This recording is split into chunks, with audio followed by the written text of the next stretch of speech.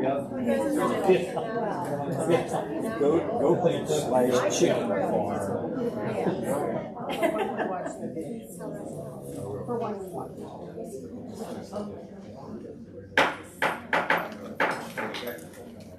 All right, it's a little bit after 7:01. We'll call the meeting to order. We'll call Susan. Here. Here. Here.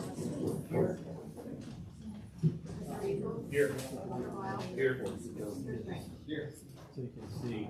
Pledge to the flag, please.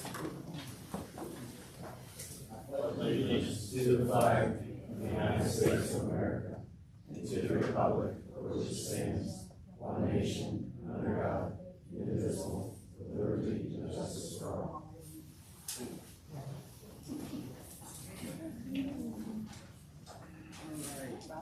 We have Nick on. Hello, testing 1, 2. Can you all hear me? You can. Okay. Oh, all right. So it's hard to Several know. minutes of first Thursday, April 17th, regular meeting of council. Entertain a motion. Okay, is there a second? I'll second. All those in favor say aye. Aye. Opposed? Thank you. April 19th, Recreation Committee. Someone to Receive and file. Approved. approve. There you go. Is there a second? All those in favor, please say aye. Aye. Opposed? Thank you. And one more, May 8th Finance Committee meeting. Move to approve. Second. All right, all in favor, say aye. Aye. All right, thank you. We're down to visitors and communications. I have a couple of proclamations here. Okay. Proclamation, National Public Works Week proclamation, May 21st through 27th, 2023, connecting the world through public works.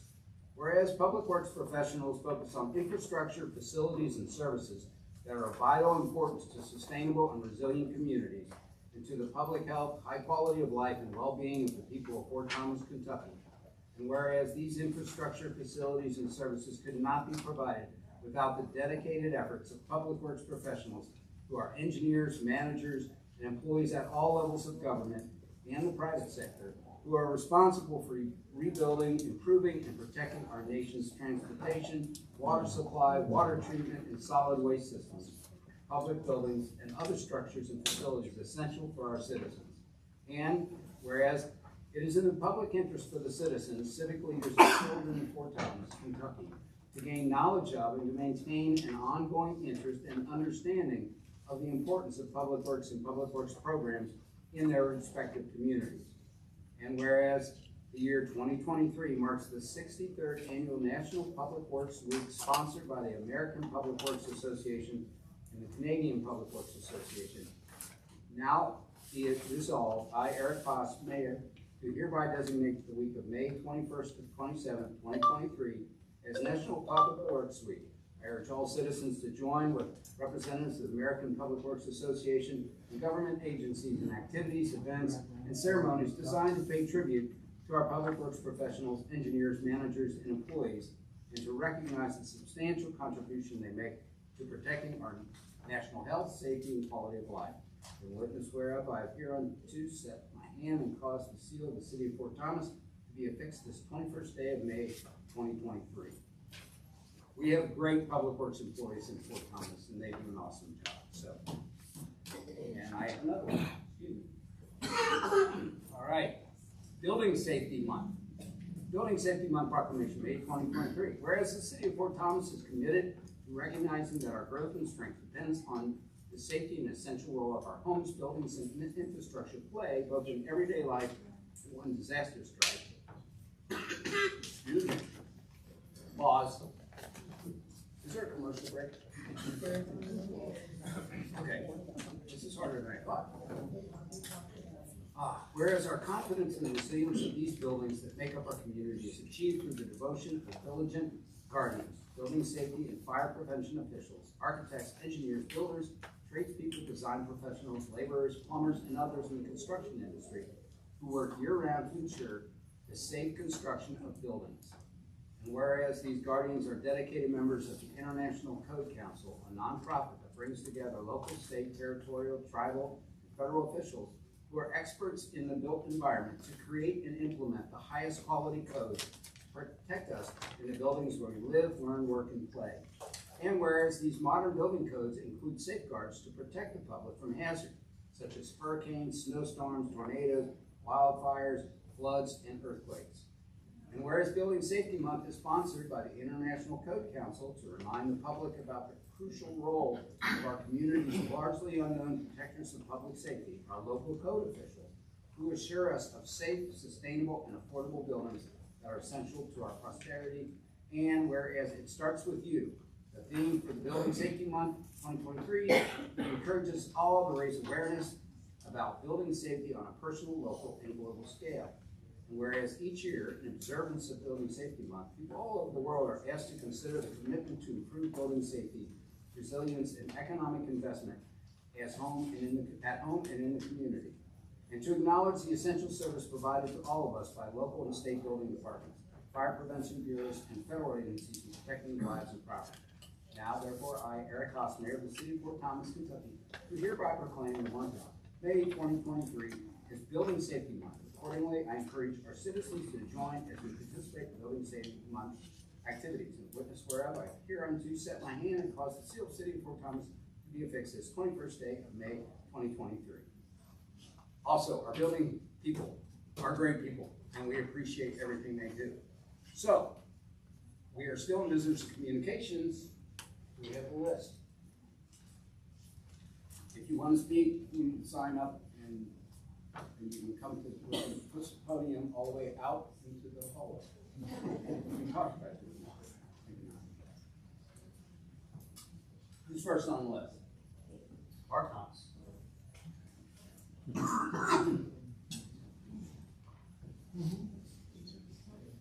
Good evening, my name is Laura Thomas, and I live at 73 West Villa Place, Fort Thomas, Kentucky, 41075. Thank you, Mayor Haas. Can you turn your mic on? Is it green? Hold it down until it turns green. Would you like me to That, repeat? yes. Would you like me to repeat those? Thank you, Mayor. Sorry. You don't need to repeat it, just say. Thank you, Mayor Haas, City Council, and City staff for allowing me to speak tonight. I'm here just to say a few words about the amending ordinance for the Design Review Board that was brought up 2 months ago and then again last month. And just as residents, business owners are also key stakeholders in Fort Thomas. And we all want to see Fort Thomas thrive. And in reflecting on what Mayor Haas mentioned last week or last month, in keeping it flexible and keeping the board open to non-resident business owners is to our advantage because it brings more expertise to the board. Thank you. Thank you. Okay, Don Seibert. Pass. Okay. Bob Picard. Picard, come on up. I'm young. Take your time. Michelle, can I help you? I'm fine. I was telling him earlier, I used to live right down the street from his little corner store in Newport when I lived down on Overton Street. And what was fun was back in the day, before you streamed TV and it was just network and there were commercials, at the commercial, I could run down to the car and pick up ice cream and bring it back before the program came back on. That was great. I was gonna ask you, coming down to get some more ice cream? Yeah, there's no more ice cream now. Well, good evening. My name is Bob Picard, and my wife and I, we lived in Fort Thomas for 55 years. And we live down on 102 Tremont Avenue. Most of you folks don't know me, but we've been there, and my wife's homebound, and looks like I'm getting close to it.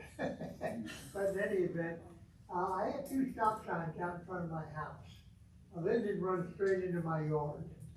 And, I could see a lot of cars coming and going, and it, a lot of times when I could come home and be a nice day or whatever, I would maybe just sit there in the car, watch the traffic go by and take a little rest. Well, most people come up to the stop signs and they slow down, pretty well. But then we hear the ones that run through, generally the younger people, not too many, but once in a while. And, the thing of it is, Tremont, the way it is right now, I would like to see them these folks leave it like that. And the reason why, if you put a street coming down Tremont one way, and one coming up one way, I think you're gonna have to be turning onto Linden. You're gonna be causing more of a problem, because there's a lot more children down along Linden and going back up to the main street again. Now, that's my opinion. But I think, and I suggested to gentleman here a while back, and to maybe possibly put up cameras. Well, that's a pretty expensive item to be putting up there, I understand that. But my suggestion would be to get speed bumps. We do not have that many emergency vehicles come up and down our street. I probably could count them on my hands and probably use a few toes. Over the years, how many times that has happened, we're always knowledgeable of that. But anyway, I feel it would be safer with the speed bumps. You're gonna get a few people running through speed bumps, and then they're gonna wake up to the fact that, hey, I gotta either stop or really, really slow down. And most people don't come to a complete stop, but it's less than maybe a walk when they come up there. So that's my feelings, and I appreciate your time. And I just want to tell you, I like Fort Thomas, love Fort Thomas. I love to see Fort Thomas stay the way it is. Thank you. I appreciate it. You're welcome, thank you. If you want an ice cream. Jones Ferris. You're next. You just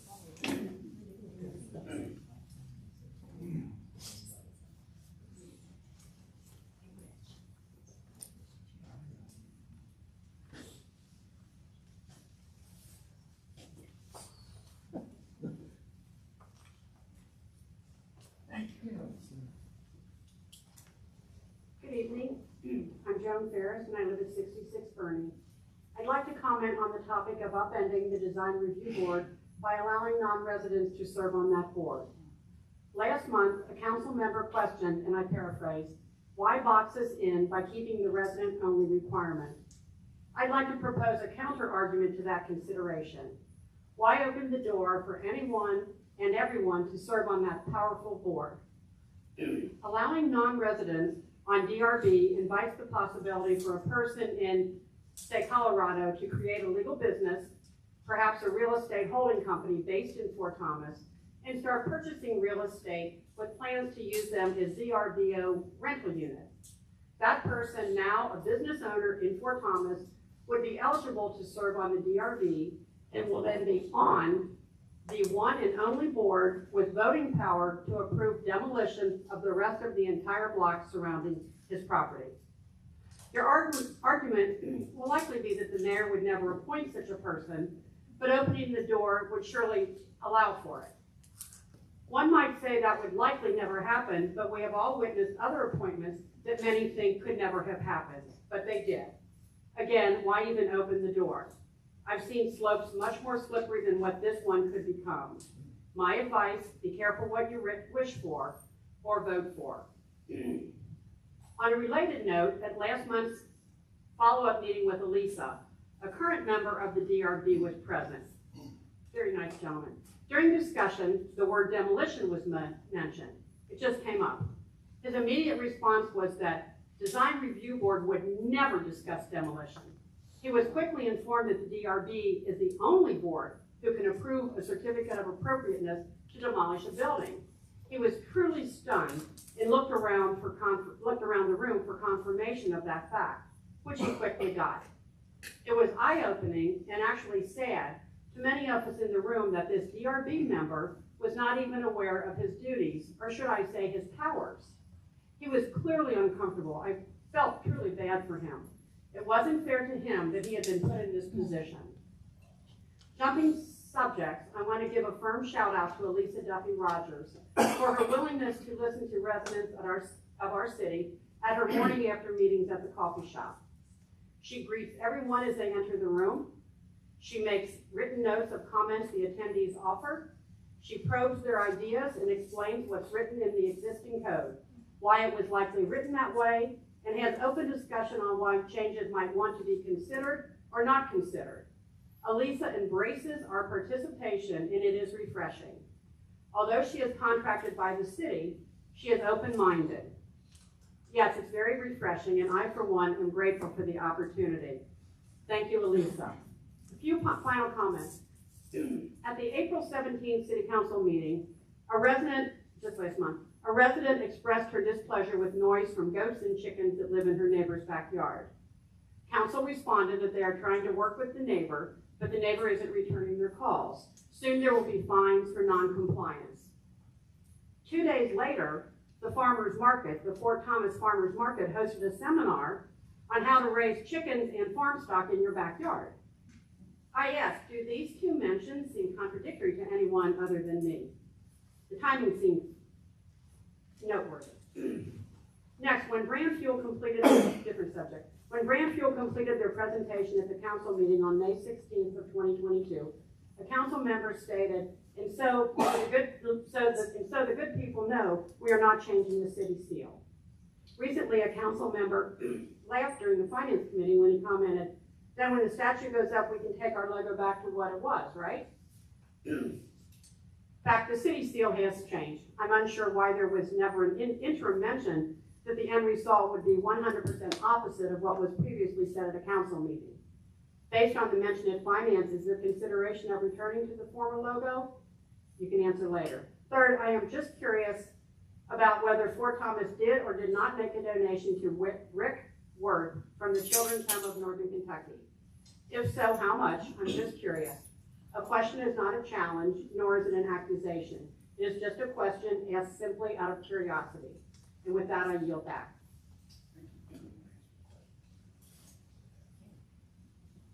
Jen, there was no money, no donation to the children's home. Council didn't ask for it to be added into this year's budget. Okay, thank you. Great, Sharon McKnight.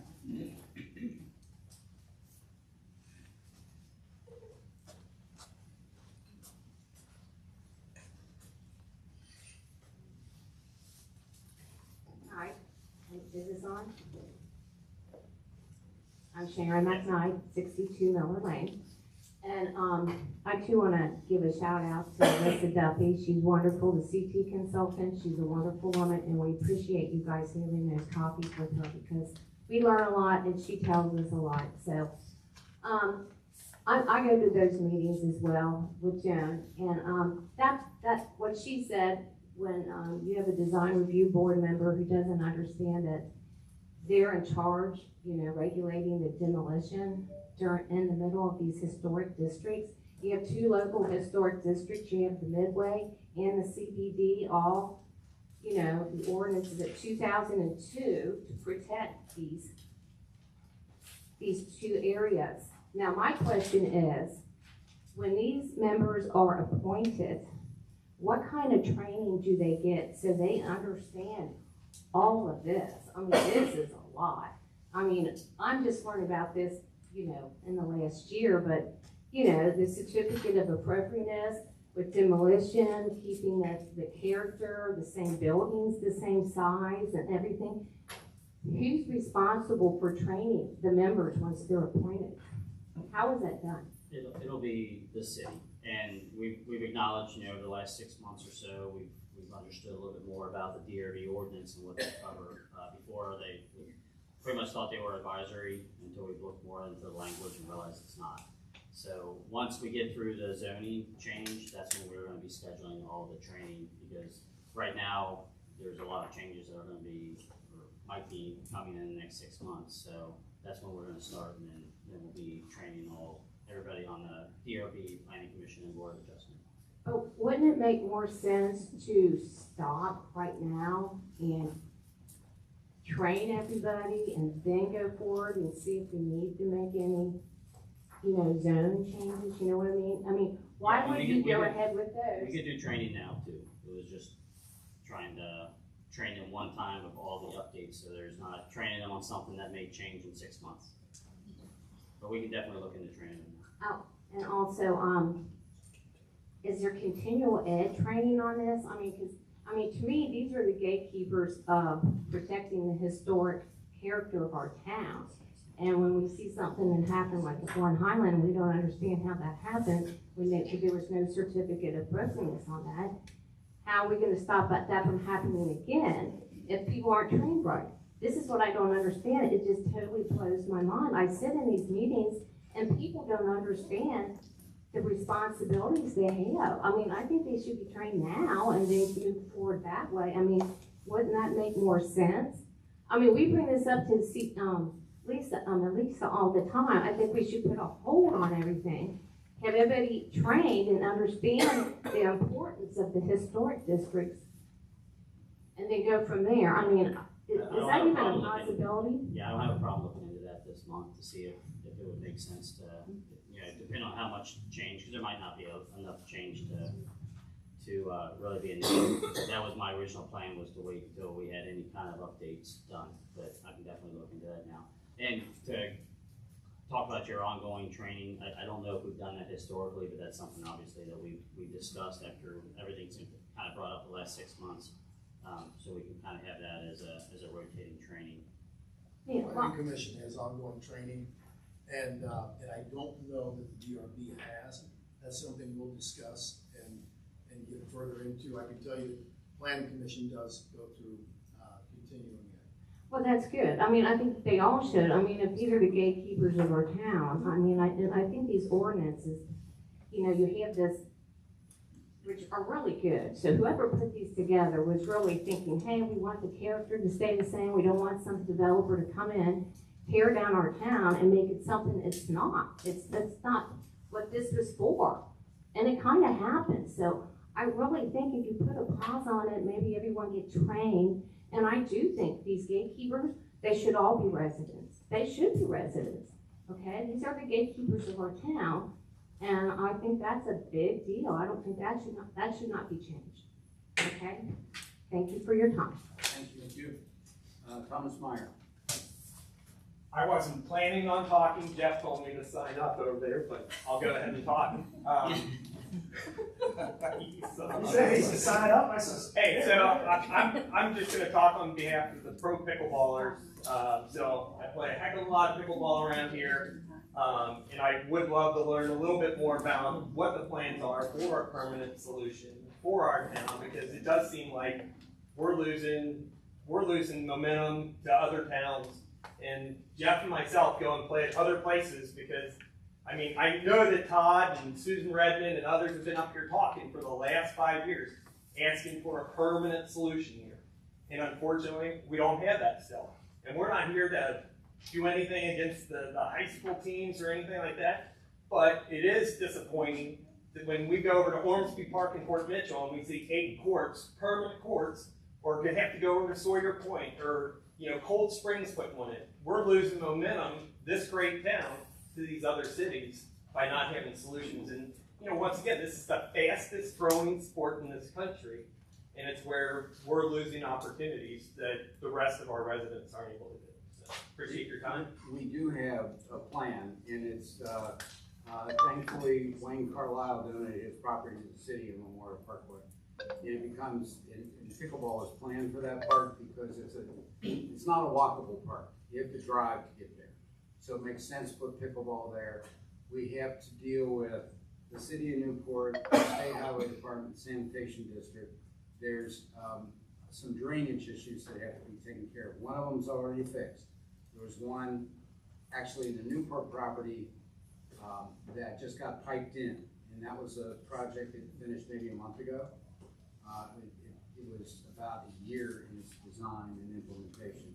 So we have one other location that has a problem with drainage. Once we get that fixed, then we'll be able to proceed with further plans. The stability of the hillside and the area where the pickleball courts are planned seems to be pretty stable. There hasn't been any geotech done on that yet until we figure out what the plans are and where the drainage goes. Once that happens, we move ahead with that. And I do know that, Jeff, I don't know if you want to give an update on your part of the recreation committee meeting on that. So we plan on talking about this during the rec committee report. The rec committee met a couple weeks back and we discussed the pickleball and tennis options.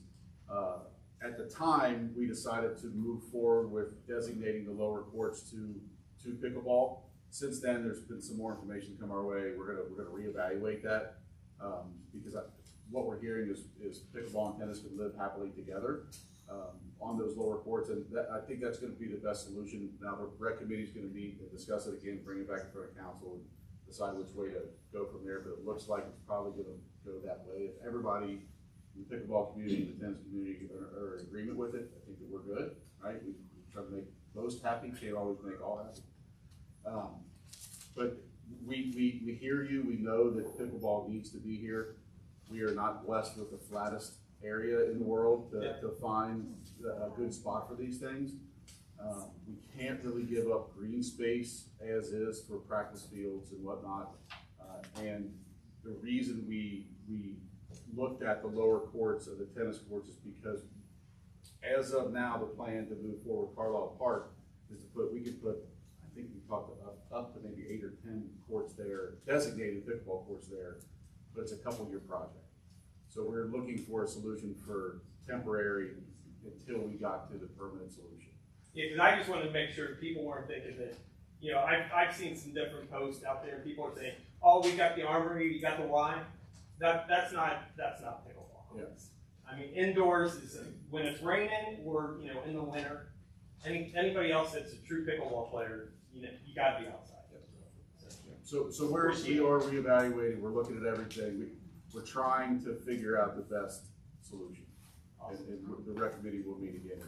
And when we do, because we don't know anything about pickleball, we need you guys to come up and give us advice at that point, along with the tennis crew and the pickleball crew together. We can figure it out. We'll figure out a good solution together. But the rec committee would be the appropriate time for that. And when we pull on Matt will post it. Appreciate that, because it is a village when we go up there on Saturdays and Sundays and other nights. Because I don't think people understand that, to set those courts up, you gotta lug damn nets down there, you gotta chalk the lines and everything else, and it's where, that takes a half an hour, 45 minutes. So. And we've looked into some solutions, some multi-use solutions and a permanent solution with dollars associated. So, and Matt can speak more specifically to what those funds would go towards. But I'm pretty sure it would alleviate having to draw the lines every time. Awesome. Appreciate it. Thanks. I want to make a couple comments real quick on this because I've been in pickleball. It's amazing, man. I absolutely love it. Two things. I want to talk about Carlisle Park a little bit since it was brought up. I did email Eric and he got back to me about drilling, borings. All we've had as an engineer look at it so far. I think we keep dangling this carrot of Carlisle Park in front of these guys, and it could be 5 years out, it could be 10 years out, it could be 2 years out. I think we need to start making a decision on when we can drill or get a timeline with the sewage lines and all this stuff, because it's so far up in the air. I've got a meeting on Wednesday with ST1, the state, and Newport. So at the end of Wednesday, I've been saying a couple years just because I'm being realistic. So I should have an idea of what kind of timeline it's going to take for everybody to get on that. So We also want to do an environmental impact study probably too as well, because if we ever want money from the state, right, we need to make sure that it stays there, because it is a fill.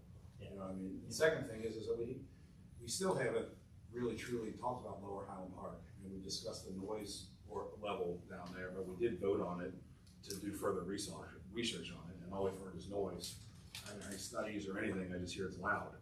And I read a little bit about it, but 50 yards, 75 yards is plenty of room to carry, and we can easily fit courts down there. Cold Springs is $240,000 for 6 courts, all the way up fences, nets, and everything. And it's a flat piece of land that doesn't take up a lot of space. I do worry about Carlisle Park personally, just because of the amount of traffic. I mean, you guys fill it up 90 people on weekends, and that's a thoroughfare. It's an artery that comes into our city.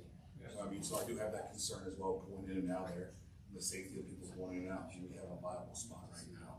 So I just wanna know why, when we talk about this, and we made that motion, came out of Parks and Rec, and we made it, and we just haven't gotten any farther with that. It really concerns me that our voices aren't being heard.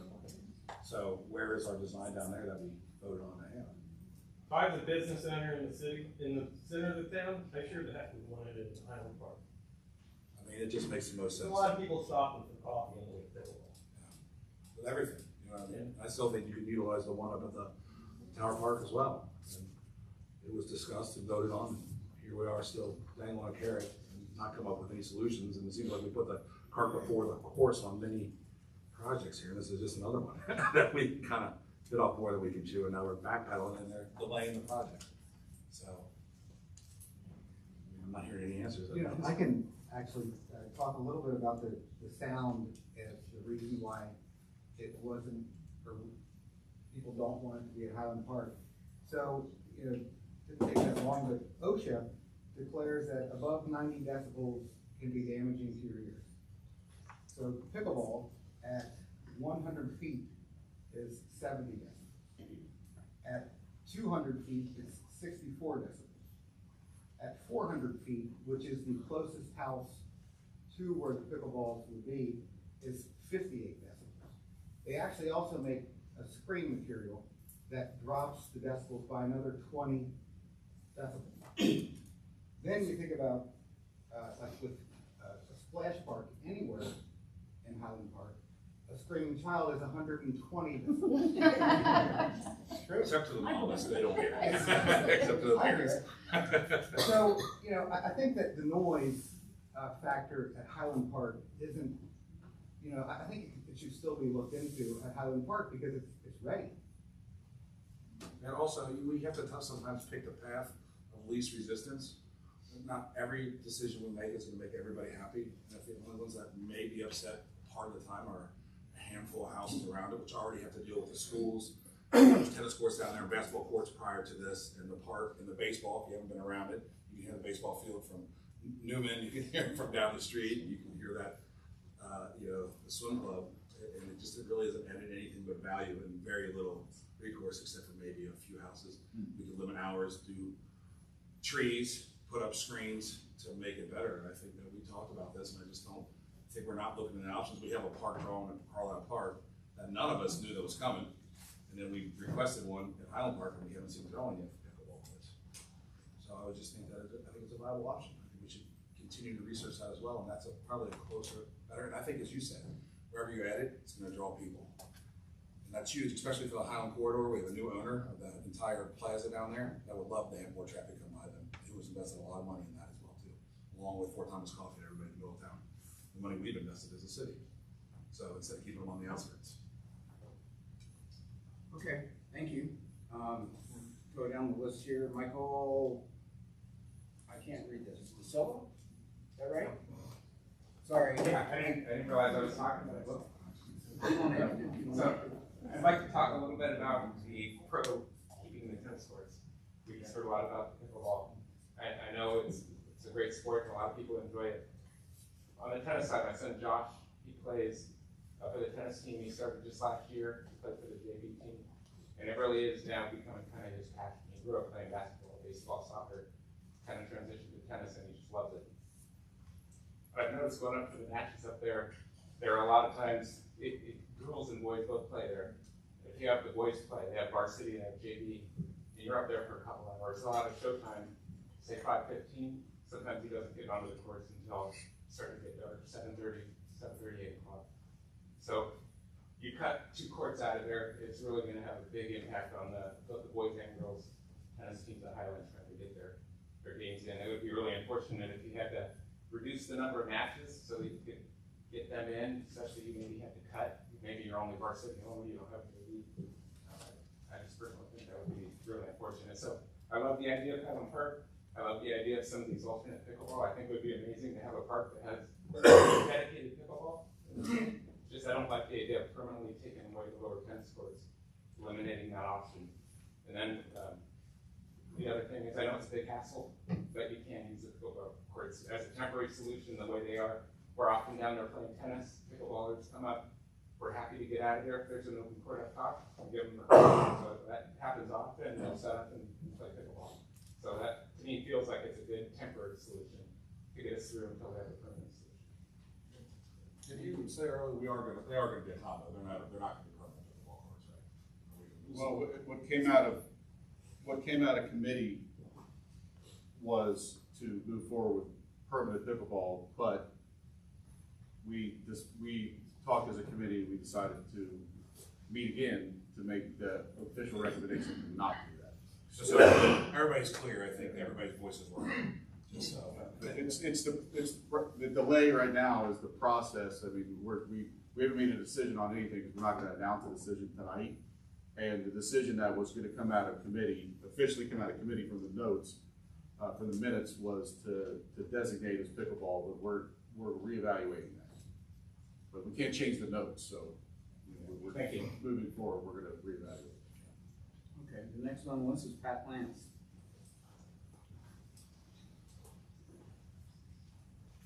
Thank you, Mayor Haas, for your time tonight. There's a lot of talk every meeting about committees. That's a real hot topic. Who serves on that committee? A while back, you had mentioned you were going to have a committee to study who to hire as a new city attorney. And I was wondering did you follow through with that? I don't know the answers to these questions. I'm just asking questions. And if so, who served on that committee? Where did you meet? Did you meet at City Hall? Did you meet somewhere else? Did you keep any records of those meetings? Did you get any other law firm a chance to provide legal services to the city? If so, who were those law firms and did you compare rates? Yes, yes, and yes.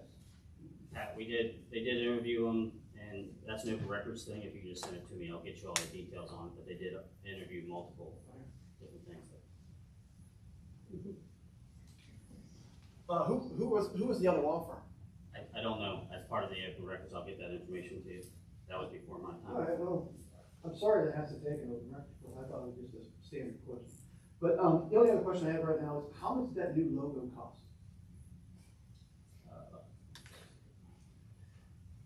I think we're up to about 50,000. Again, I can get you those exact numbers. If you should shoot me an email. It's in there. Okay. Thank you. All right, Jeff News? Did I pronounce that right? Nias. Yes. All right. Jeff Nias, 118 Highland Avenue. You guys hear me right? Question, on the practice field at Highland Park, is that for this fall or spring, or where you guys at on that? Where'd you say you guys were so grass, you use that as a practice field? What they're saying is like. Yes. It's been leveled and stuff, or?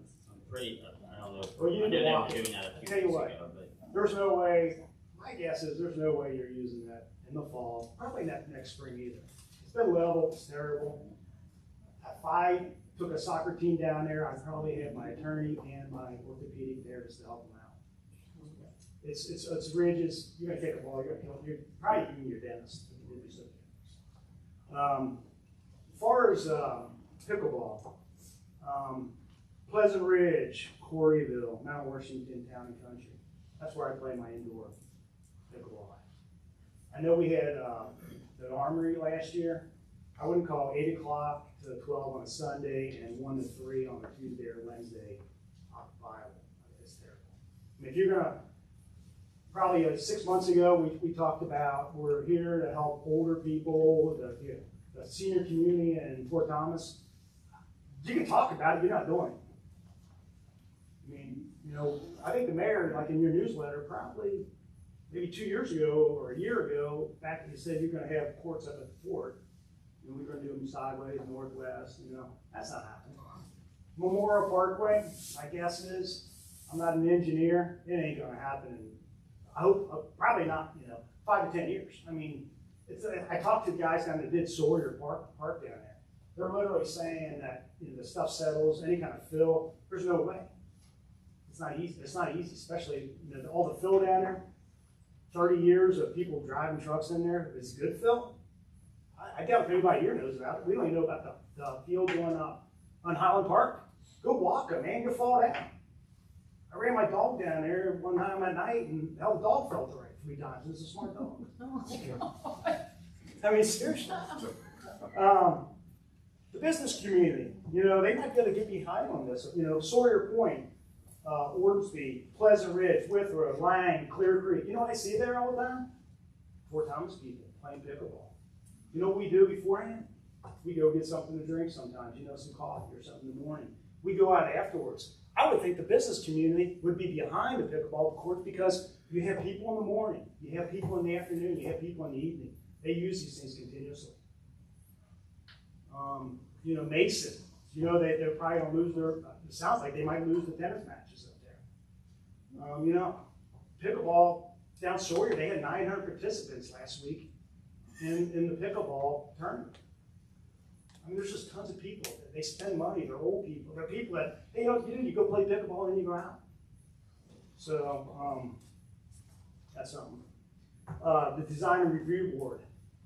I do believe you guys said you want to do 2 non-resident business people on it. Is that correct or not? Is that what you guys voted? That was the latest for last month, yes. So, I understand that the business community wants somebody in there. But when you say 2 non-residents, does that mean if there's a 3rd person that lives in Fort Thomas, can they still be on that then? It doesn't mean that we have to have anybody that's non-resident on the. I understand that. I understand that part. So if 2 non-resident business people would be on the design review, and a 3rd person that lived in Fort Thomas also has a business, could they be on it together? Could there be 3 of them? The last thing that council said was 2, unless they were residents. So they could have 2 non-business. So my thought is, you only have 5 people, and if you had 2 non-resident business people, and maybe even a 3rd business people, all of a sudden they have a majority. And there's nobody, who's the gatekeeper taking care of the residents? So I'm not against a business person being on it. I'm not even sure if I'm against a non-resident business person, but when you say 2, that's all of a sudden 40% of it. Now, if we had 7, we went back to 7, which I think that's against the charter or whatever it is, then maybe, you know, but 2 out of 5 is a lot. And then all of a sudden, you know, when I look here, I'm almost thinking almost everybody here is a business owner. Who's taking care of the residents? You know, I live on Holland Avenue. When I got there, you know, they got right. They didn't have baseball. They didn't have across the street. They didn't have the frisbee golf. They didn't have, the schools wasn't redone. They didn't have this, you know, I live on Holland Avenue. Give me a cul-de-sac. I don't like all the traffic either now. I've been here for 30 years. I understand. Hey, you live at a park, you know, it's everything. You live at a park and it's at the back of the park and you're playing pickleball or whatever. What do you think you were buying? I bought on Highland Avenue. I understand there's noise. I hear airplanes every day. They're not close to the Lunken Airport. Okay? Thank you. Thank you. All right, Peggy Maggio. I got my desk.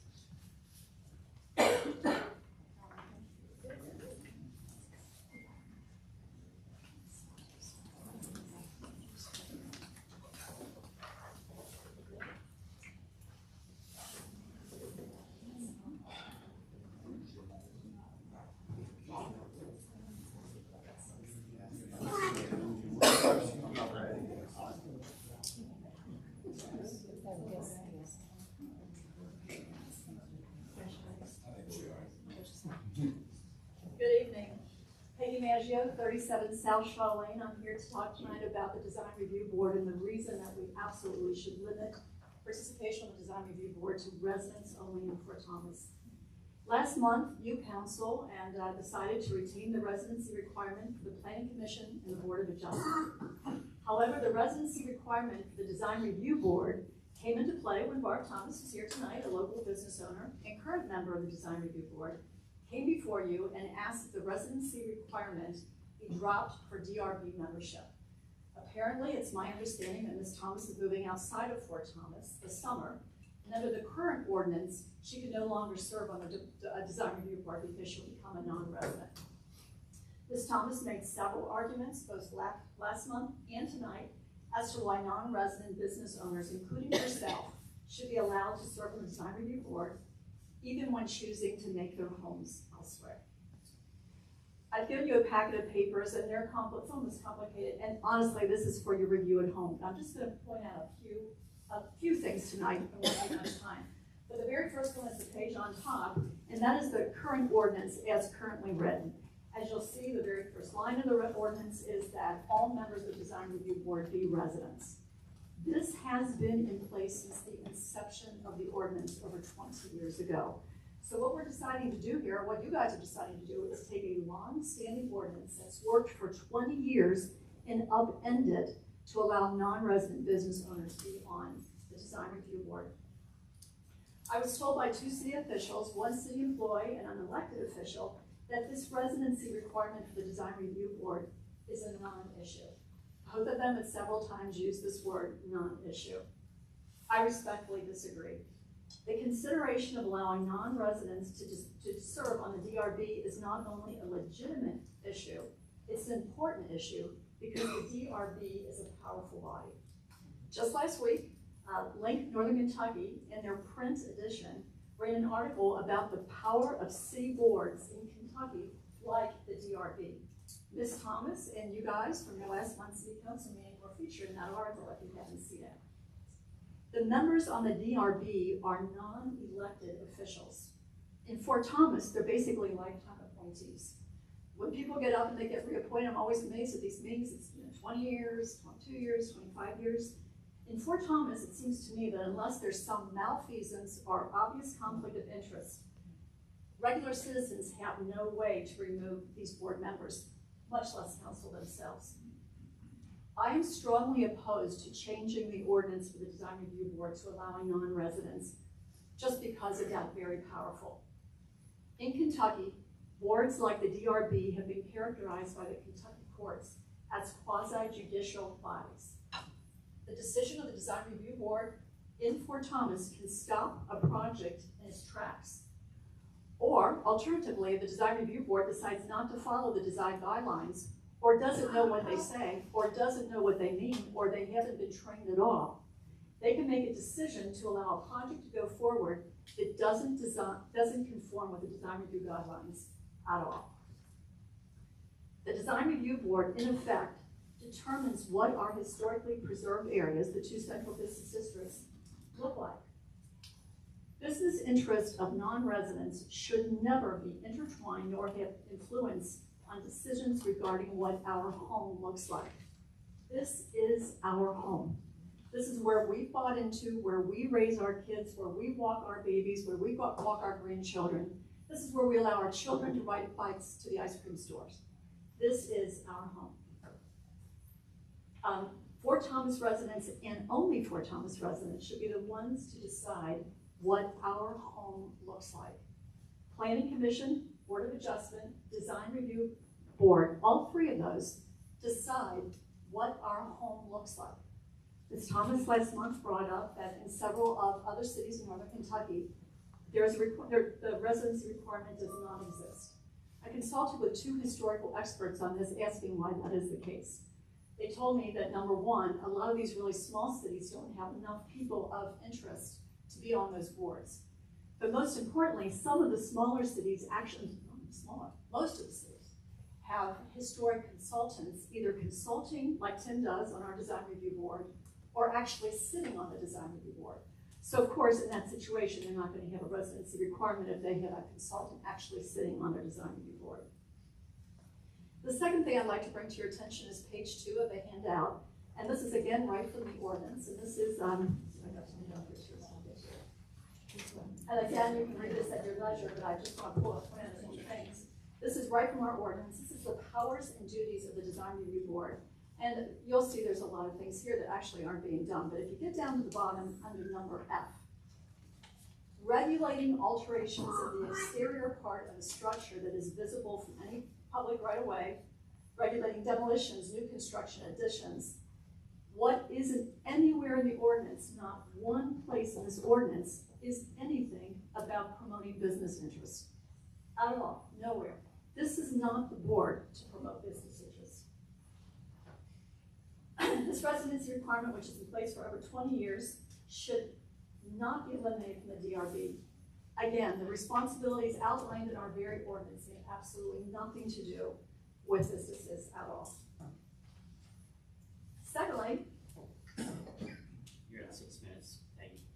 you're at 6 minutes. Oh, thank you, Mallory. I'll get that quick. I'll yield her time, my time to her. I'll give her my 5 Really minutes. appreciate it, thank you.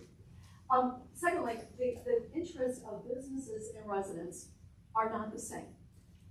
I'm a business owner, I have 2 businesses, I'm in business to make money, not for my health, I guarantee you. That's the only reason I do it, is to make money.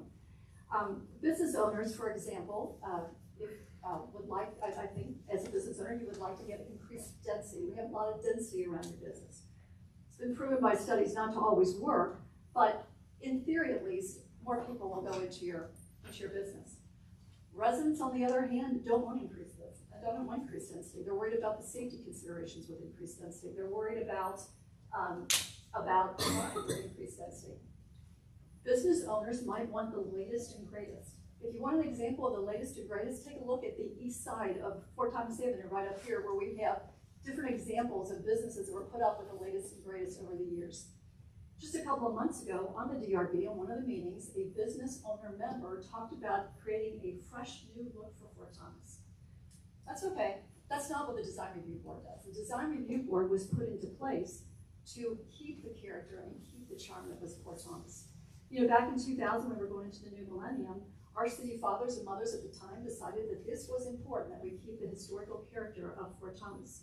Mr. Picard tonight said, let's keep Fort Thomas as it is. Last month,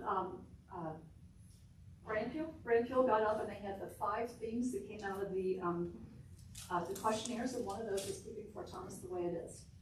The Design Review Board is not against new construction. It's not against development. It's not against renovation.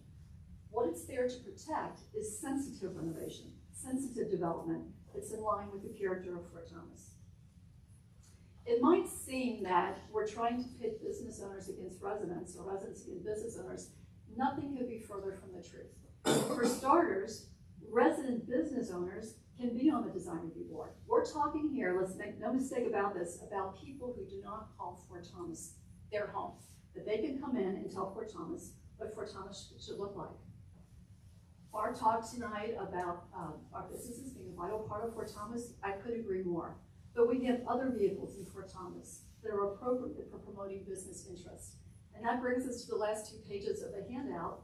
And the second last page of the handout is from the Fort Thomas Business Association. This is right from their website. This is their mission statement. Their mission statement, and I'd like to put this into record, is to advocate by establishing strong relationships with all levels of elected officials. It was established to be an advocate for the local business community and influence policymakers. It's a voice for local businesses with city council. And sure enough, the day I went in there, the next day there was going to be a meeting with city officials. So certainly this is a great vehicle for Fort Thomas to promote their businesses, to sustain their businesses. The last page, though, I think is the most important, and that is the mission statement of the Fort Thomas Renaissance Board. Down toward the bottom, I have highlighted again right from the website. Each year, Fort Thomas Renaissance develops goals dedicated to the development of a healthy business climate. This is the vehicle in Fort Thomas for businesses to be promoted, to be sustained, and to be maintained. Membership on the Fort Thomas Renaissance Board does not require residency. It does require a few different things, but one of them can be that a person is a local business owner. So if you're a business owner in Fort Thomas, we love you, but we don't want you to tell us what our home's gonna look like. We want you to flourish and survive, and please take advantage of these 2 avenues to do that. This information is gonna take some time for you all to look over, but we met with Mayor Haas a few weeks ago, a small group of us, and he very kindly and intently took a look at these documents with us. And after that meeting, he told us that he supports the residency requirement staying intact on these boards. And one of the reasons he told us he's for that is because right now there's no dearth of people in Fort Thomas who want to be on the Design Review Board. I don't know that many people. I know 3 people who are very qualified and want to be on the Design Review Board. Mayor Haas said if we ever get into a situation where we don't have anybody, it takes 2 months to get documents. And I thought that was, really good advice. When I was doing this research, I thought, what do businesses have in Fort Thomas? And when I came across the Fort Thomas Business Association and saw all this advocacy, I thought, you know what? We need a Fort Thomas Citizens Association. And I was like, wait a minute. We have a Fort Thomas Citizens Association. It's y'all. You guys were elected by citizens, not by non-resident business owners. I would just ask you to represent the people who elected you. I know tons of folks that voted for all 6 of you guys, and we did it because we trust you.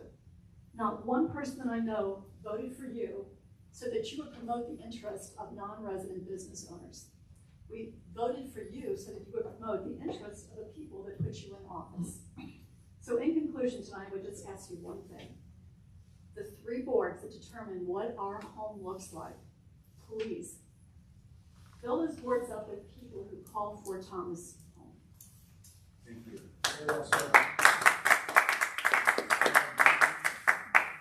Sarah Beasy. Very good.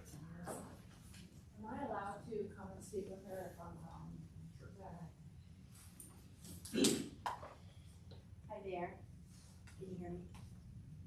Thanks for having us. I know we've already discussed some of the tennis pickleball issue tonight, and Wes Caldell, the athletic director at Highlands, is going to be here. That was, I think, second baseball event tonight in one district. So I'm Sarah Beasy, this is Christina Zay, and we are both tennis parents. So we're just here to strengthen the argument, and we appreciate you all realizing that tennis is really important to the city, but also we believe there's a place for pickleball too.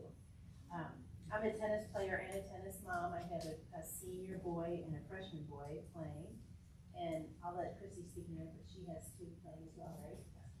So, and we're representing a lot of other tennis parents here tonight that feel about this. And basically what we're saying is there's a very active boys and girls tennis team. I know there's at least 44 boys on the team from 7th to 12th grade. It's a no-cut sport, wonderful, and there's probably that many young girls too. Or, that's a lot. And so you really do need all courts, all 6 courts that we have up at the Howard Park to have effective practices and matches. You have, every match, you have 3 singles and 2 doubles that take place. And then usually there's an additional JV match that goes on. So you really do need all 6 courts. And by having a good place like that, you can draw other matches there, maybe tournaments can come to town, again, bringing business in, all kinds of things. So we're just reiterating what's been already said, that at the very least, there's 6 courts to stay tennis ready. That's what we need. I'm trying to think what else I was saying here. And like I said, Wes Caldell was going to be here tonight, and I believe you all have received emails stating how, from Chris Lasky, the head coach for the boys team. So Chrissy has some notes from that since Wes can't be here, what she's going to say. Yeah. So, what she said, and I don't know who all got this, so I apologize if this is being very repetitive. I know I sent emails to everyone, and so you saw what I had sent out, and but I didn't know who had all received Chris's letter. But she said that one thing to make it clear, that this isn't just about the tennis team, and like Sarah said, she plays tennis, I play tennis. It's a community thing too. I've gone up with my husband on the weekends to play tennis, and often we will be playing and then we don't stay as long because people are waiting. So there's always, it's busy, so anyone that says these sports aren't used, they're used tremendously. They're used with the pickleball players, they're used tennis players. The one thing that Chris, I really wanted to say in her letter that she said, and one thing that she recommended, the tennis, Highlands Tennis has nothing against the pickleball players being there. It's been an awesome relationship. The shed that the Highlands Tennis has right now, they let them use their nets that they can put in. She actually recommended 2 things. One is maybe building a shed. I mean, it's not hard. You can buy a shed at Lowe's. Buying a shed for the pickleballers that it's down closer also that they can put their nets into.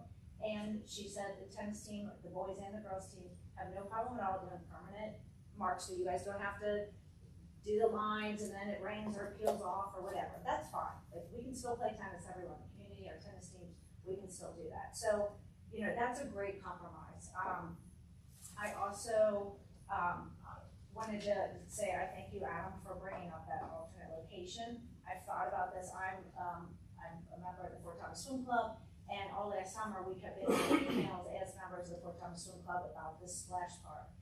Since I've heard, it's gotten voted down or declined, or I don't know what all happened, but I guess it's not, on the books anymore. So I also believe that that would be a great alternative. Like, why can't that go back? It used to be tennis courts years ago. I don't remember when that was taken out.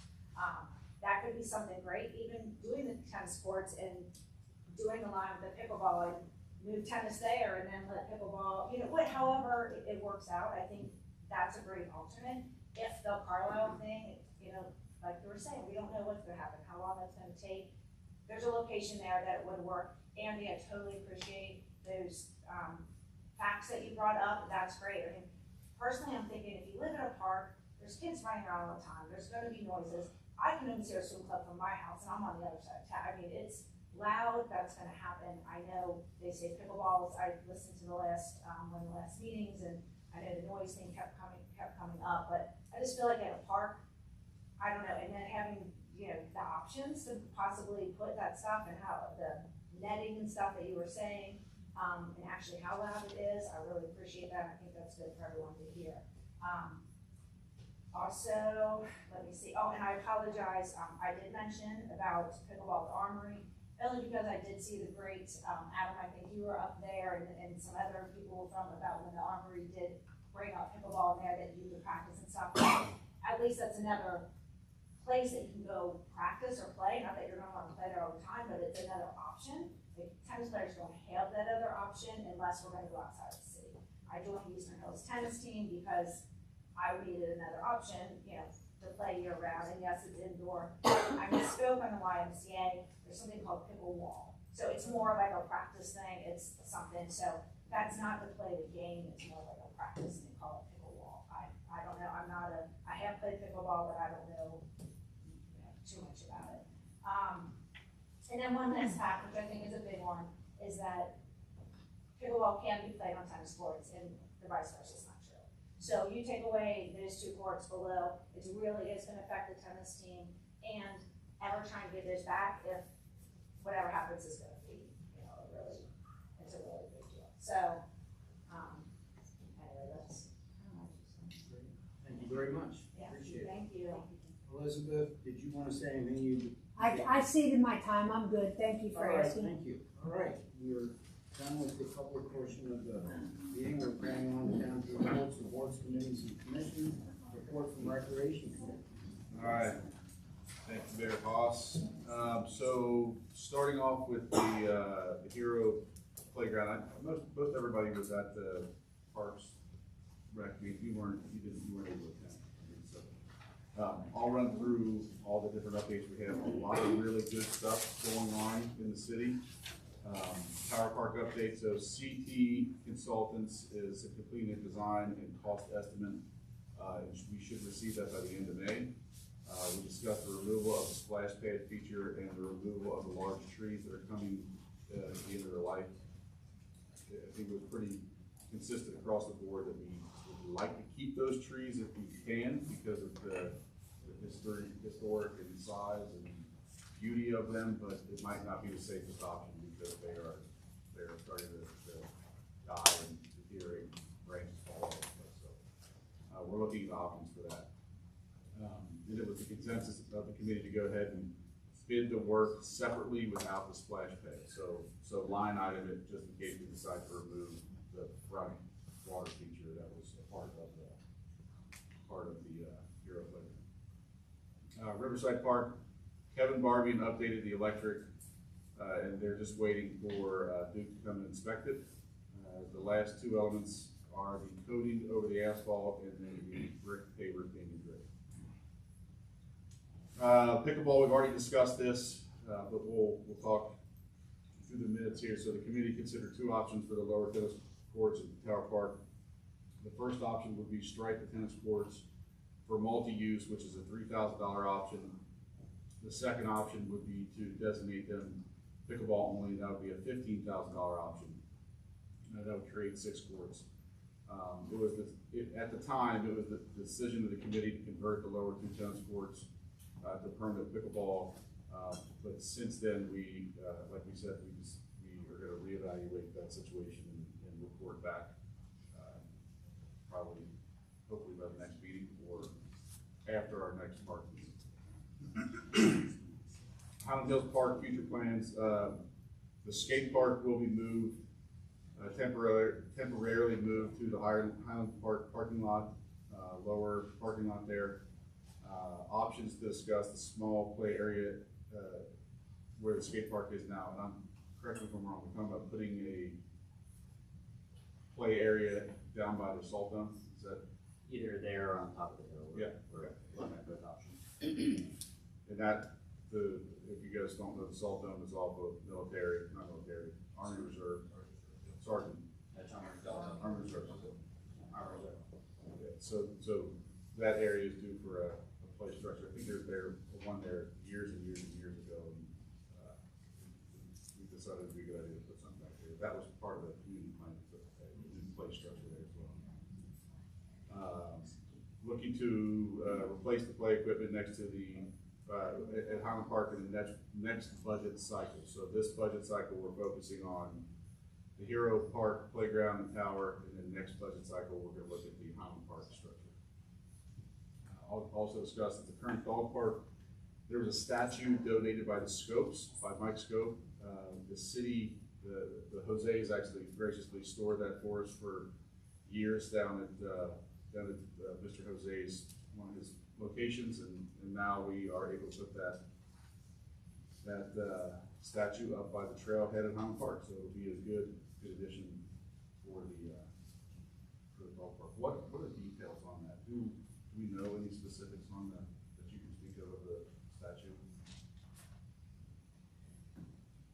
We're still, there's a couple different options, but I mean, we should have that up here in another couple months. We just got a bid on it that I think we're good with, but I'm waiting for a couple, questions that were listed on the bid, so. Okay. That's all I have at the moment. Excuse me, Jeff, could you speak into the microphone? Yeah, sorry. Mics are a little low today. I apologize. We had some tech training earlier and something must have happened, but. Riggs Park, the park on Memorial Parkway, is this better, Joe? It is, thank you. Riggs Park, the city will prepare a plan for the next couple of years. We're looking into options, but it needs to be said that we do not plan to make that anything more than just a pocket park. So it's not going to be a regional draw. It's not going to be a city draw. It's going to be a smaller pocket park, basically just to replace the equipment that is there that needs to be updated. Carlisle Park future plans. The focus is working with the state, getting the drainage fixed, and have a thorough analysis done and looking for options for the park. So I know we've discussed putting the pickleball there, which we've discussed a couple of different options for there, but right now the pickleball seems to be the leading topic or leading option that's going to go in there. But I know that at some point there was talks of a dog park. I know from Wild Dog Park, some other amenities, but once we get the analysis done, when we can start to build, I think that we're really going to start diving into the options at that point. Skate park future plans. So the plans are to place the skate park at Highland Park to determine if the noise causes any issues, and then the city will look into declaring this equipment surplus if we're not going to use the temporary stuff. So we'll figure out a location, and then we will decide to move forward with either permanent structures and then figure out what we're going to do with the temporary stuff. The tennis courts, the practice walls. You guys are aware of the wall with the tennis courts outside. So the wall seems to be in pretty decent shape, but there's no concrete pad to play on. So we've looked to update that in the past. It's not very easy to get to. So we're looking at options on how to get to put a new pad back there to be able to utilize that wall.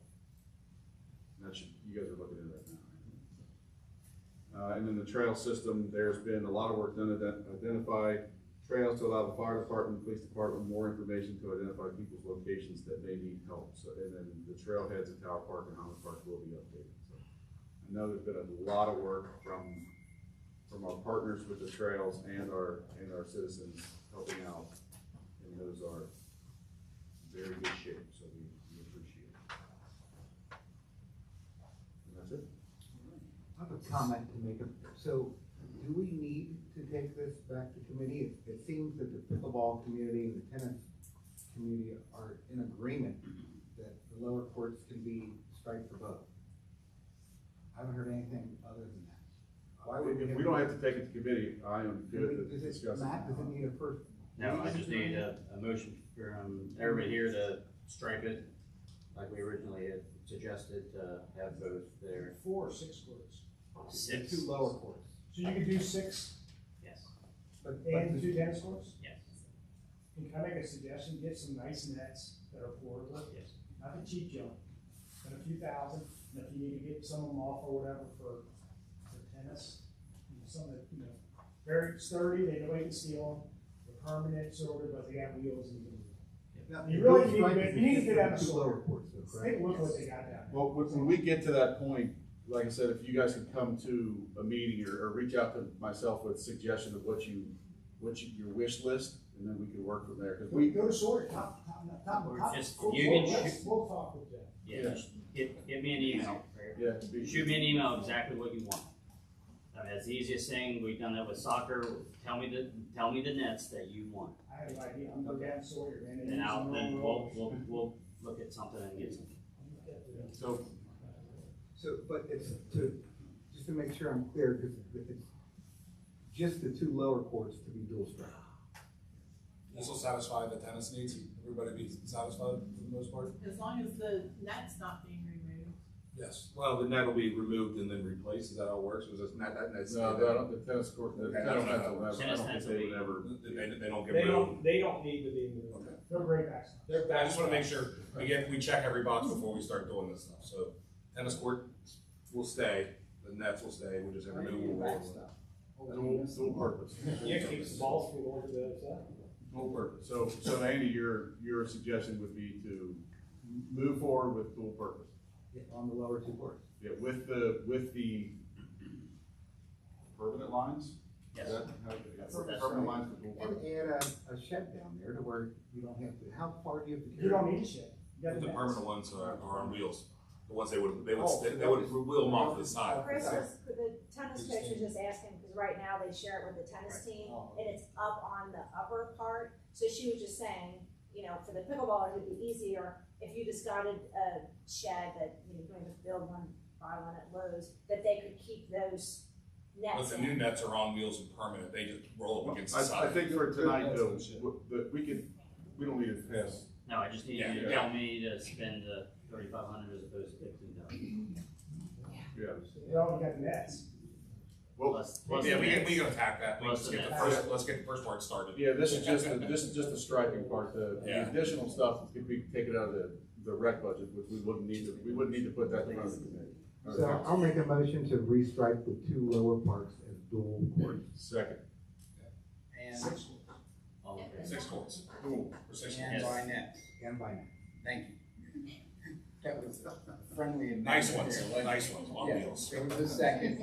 Any discussion on this one? Andy, I just need to verify, you mean just courts 5 and 6 are dual purpose? Correct. Yes. Okay. Just the lower And ones. the tennis court, the tennis nets even on 5 and 6 will never be taken out? Correct. Okay. And is it how it's striped now, like when they use pickleball, is it striped now for 6 courts? No. No. So, That'll be striped.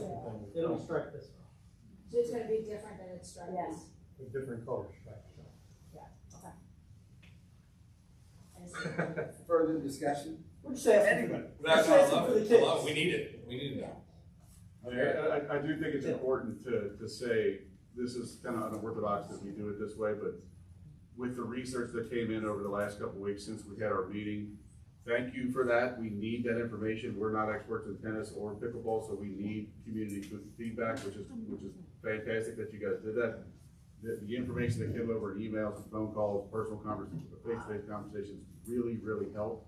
And bringing, the way you guys did it was really good too. It was very objective. You brought facts, you brought data, you brought opinion, but you also brought testimony from the experts, the tennis coach. Appreciate the way that you guys did that, because it gave us more information to work from, and we can make a better educated decision on it. So thank you for that. Absolutely. Good comments. I would like to suggest that before that they actually get lined, maybe just communication between you and the school to make sure that they agree with them that it's gonna be that as well. The school's here. Yeah, I mean, I've already they're saying this, but they haven't seen it, they just wanna, Let's thought they'd like to see the plans first. Discussion, we have a motion and a second. Any other discussion? Spending money, so roll call vote. Mrs. McIntosh? Aye. Mr. Henry? Aye. Mr. Ellison? Aye. Mr. Weasel? Aye. Mr. Blau? Aye. Mr. Strange? All right, now entertain a We have to motion. receive the file for minutes? No, Meeting? no, we already did that. We did? The minutes before. No, for the Parks and Rec. This was a recap. I need a motion to receive and file the report. Report, yeah, that's. Yes. Is Second. there a second? All those in favor say aye. Aye. Okay. Wait 1 second, I want to follow up on this real quick, because we had that discussion about pickleball, and I want to finish this because I want to get somewhere with it in the lower Highland Park, and I don't want anybody to take any responsibility for this. We talked about this a few months ago, but I think we should send it back if the practice fields down below need help, and we need to trade land, some do a swap for James Avenue or whatever discussion needs to be made to get that roadworthy and get that access, whether it's going to be pickleball and or it's going to be skate park and soccer fields or play fields, and they're not in great shape. We need to start making a move on that and get designs done. And so I would like to make a motion to visit that lower area, discuss the swim club, get the land swap from them, see what they want, get a design for practice fields along with pickleball courts, and then the parking lot down there. I'll second it. I just want to make sure that, because we got to get moving forward, we got to make a decision. I think that's. To go back to Parks and Rec, or do. As a committee, we recommend to do that, and it's only been 2 weeks, so I understand that it's been 2 weeks, but we still have to give. We didn't recommend for Highland Park, We discussed looking into options. Well, no, that's why I'm limiting the options and send it back to Parks and Rec. We actually made a motion and agreed on by council to kill the splash pad and. I'm talking about this. Pickleball down below. Talking about months ago. Looking No, at pickleball. that was less than a month ago. That was 3 months ago. The last meeting, we said we were gonna revisit that. That was part of why we killed the splash pad and went to look at the pickleball courts. I'm trying to get an idea of what can be done so that we're not waiting years for them to find out what's gonna happen. There's manholes down there, right in the middle. There's 3 of them.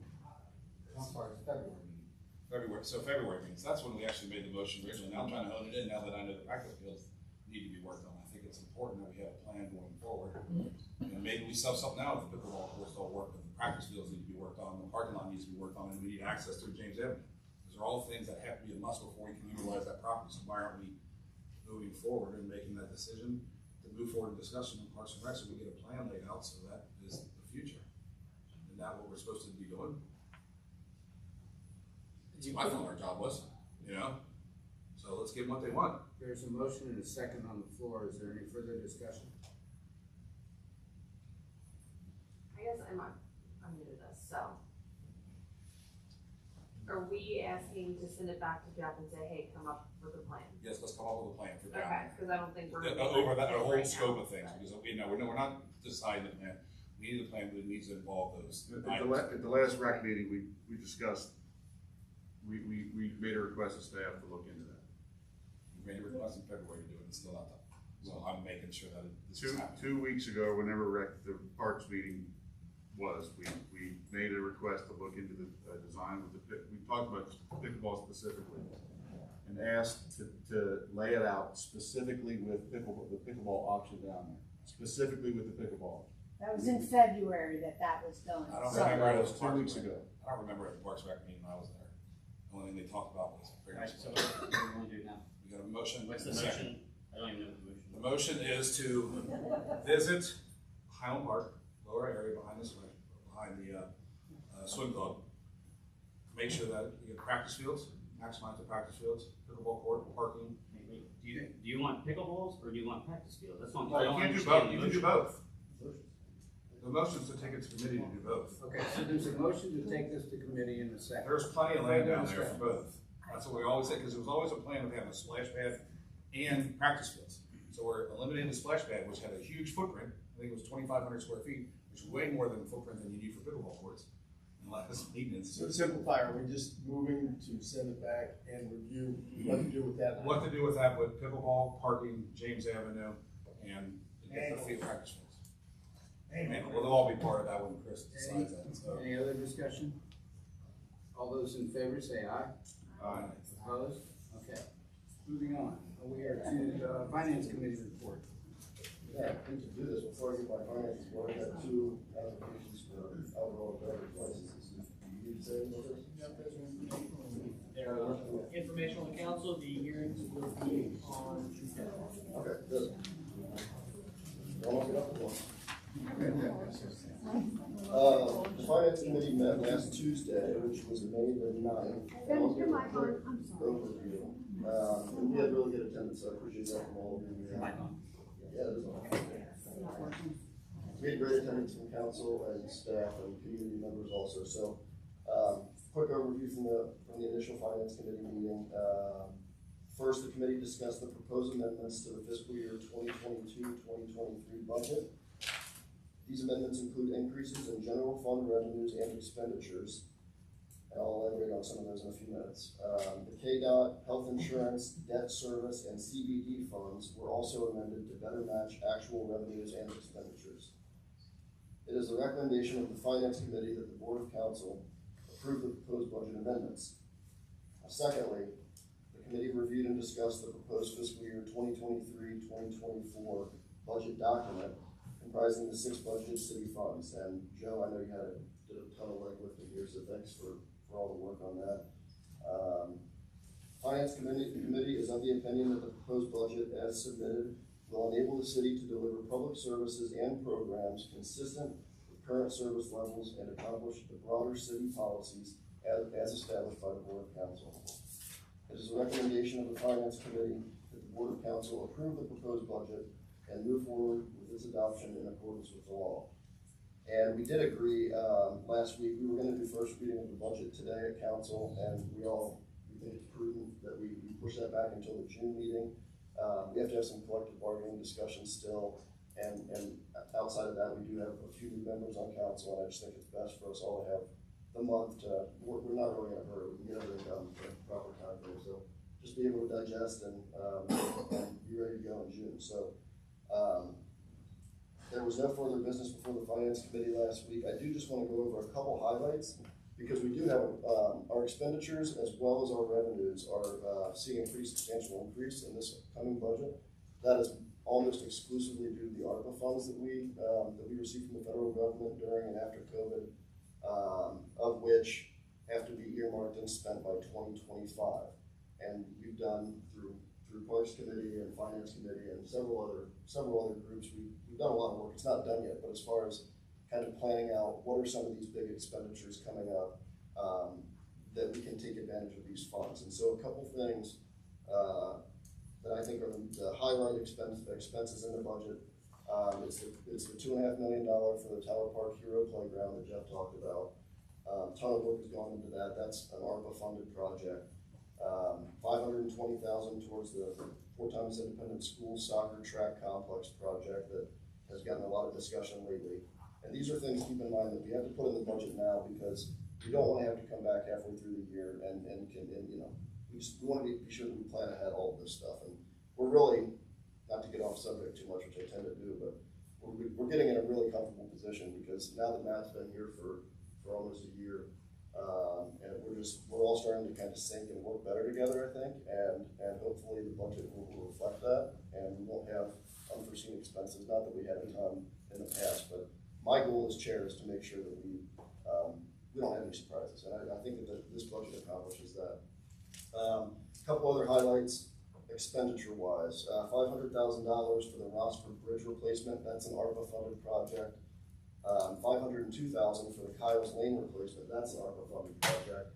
These are going to be great to knock out. We've been talking about them since I've been on council, and again, it's kind of a blessing that we're able to do all this and have some funding assistance. $225,000 mess hall HVAC replacement, which is past due. We budgeted for 2 new police cruisers. We did budget for Chief Amon and his staff at the fire department for a staff car and utility vehicle. We budgeted budgeted for, I love one, I can't remember if it's Matt or Joe who explains the crack sealer. The leaf vacuum and the crack sealer, but it's for our public works department, it's used a lot, and it's way past its usable life, so we budgeted to replace that, or fix it, but I think it's replace it, correct? Okay. And then lastly, and we talked about this at the finance committee meeting, another big expenditure is to complete the General Thomas statue at the entrance of Tower Park. And so that's going to be right across from the tower on the same side of the street. And really with the timing with the Hero Playground and the work going on at Tower Park, not to mention the statue's already been cast, it still needs to be bronze. It's a great time to wrap all that up and really put kind of a bow around that Tower Park project. So I think we're all excited about that. And that's more or less the end of my report for now, but I encourage everyone just to ask questions, and we've got a month, so anything when you see line items, I've done this, I've kind of warned Joe out since my time on council, but just ask questions, and if there's any concerns about things, let's communicate as a group, and I think we've got a really solid proposed budget. Excellent. I want to make one comment on the budget real quick. I just want to clarify this real quick. First of all, Joe, you knocked it out of the park. I mean, I've been here for a few of these. I think you and Matt are crushed this one. You broke it down, easy for me to understand. This is not something I like to look at. You finally spoke English for the first time, I think, or maybe I'm just starting to pick up on your language. Matt is bringing a new accounting software system over with him from Erlanger. We've been out of date for a long time, and it costs a lot of extra work for Joe, plus the new system will allow us to do more things online-based, credit cards, shelter rentals, things like that will simplify his time. We could have probably done it before, but it'll simplify the end result, make his job a lot easier. So another thing that came out of the meeting too that I really liked is Jeff asked Matt, this sounds really simple. Our crews, are they gonna do the entrance to Tower Park? And I said, no, we're gonna outsource it if it's feasible. Our maintenance staff here is unbelievable. Our public works staff is unbelievable. We run them thin because we have so many projects and so many things going on. And one of the things that keeps our city great, but by running them thin, the projects don't get done to the caliber that they need to be done, in my opinion, for the city that we live in. So outsourcing them takes a lot of weight off them, allows them to do their job and do the streetscapes and everything else. What I wanted to get back at though is we keep saying ARPA funds, and when I looked at all the line items for ARPA funds, we're actually negative $800,000, $882,000. I don't have my paper in front of me, but I think that number's correct. Which means we've actually spent more money than the ARPA funds that we've gotten. And I don't think that's that big a deal because I really consider the ARPA funds our money. It's money as a whole for the city. But we can't keep calling things ARPA funds that really aren't ARPA funds. So we're $882,000 over our ARPA fund budget. You see how it says negative $882,000 right there? You have it on your sheet? No. So, I see it though. So yeah, does that make sense to you? So it kind of looks like maybe we haven't spent enough. So I think from the first impression, but we've actually spent more than that. So we need to eliminate some line items. So when we're talking about ARPA funds, we're not the Rossford Bridge, all these things. It's not true. So we want to make sure that there's a negative, but there's a point of that is all those projects, they're Yes. probably not gonna come in at that number. So if they're smaller, we wanna be able to capture it all. So for example, in that is the rent grant, which is probably not gonna max out. So that's why we built it that way, just to cover it. I just want to make sure because we keep preaching that. I don't want to be needs to come out of that. It's not just going to come out of something else. But I guess we'll find out at the end of the day where it comes from. This budget, we'll spend all of them and move on with real one. And just to clarify too, Matt, have we received the second installment? Okay. The second tranche, yes. Okay, tranche. And Lauren, I can tell you from my first experience on doing the budget, I met with Ron, Joe, I think Dave Cameron the first time outside of a meeting too. Now you own your business, you do very well, and that wasn't my thing. That might behoove you to sit down with them and go over numbers because they are large numbers and some of them are offset. They're very much just a recommendation for anybody that doesn't understand it. It's a lot to consider for sure. And I think you guys did a great job explaining it. So it's awesome. I'll entertain a motion to receive and file the Finance Committee report. So moved. Second. Second. All those in favor say aye. Okay, Fire Department monthly report. Thank you, Mayor. So, I want to bring everybody up to attention. At the beginning of June, we're going to be conducting our annual fire hydrant testing. So we'll be in various areas of the city.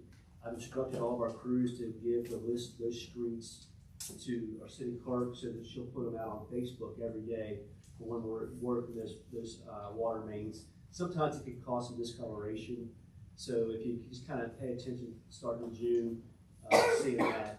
The water district is gonna be doing their hydrant testing independent of us, and once they get their schedule out, I'll put that on the city Facebook as well, just to keep our residents informed.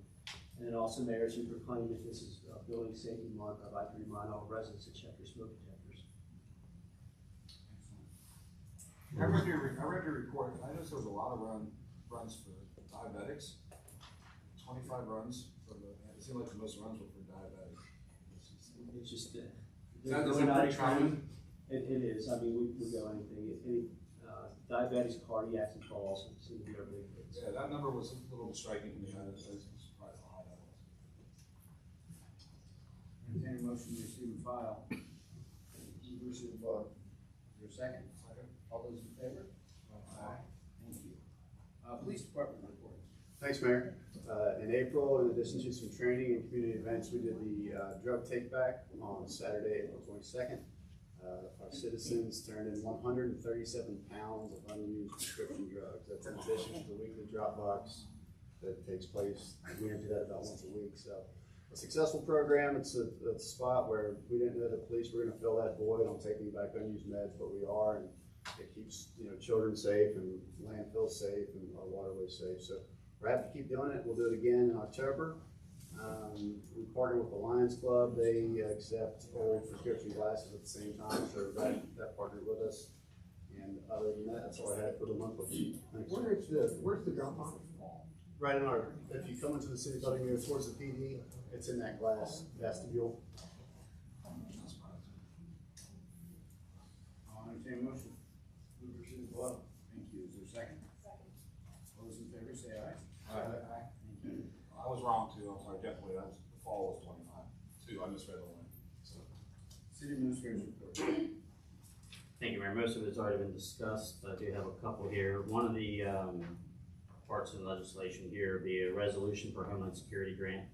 That grant's about an $18,000 grant for the license plate reader system that we want to install, mostly on the entrances to the city, which will help in investigations for the police department. There's a 20% match in that. It's already been included in the budget for next year, but we needed that resolution passed in order to apply for that grant.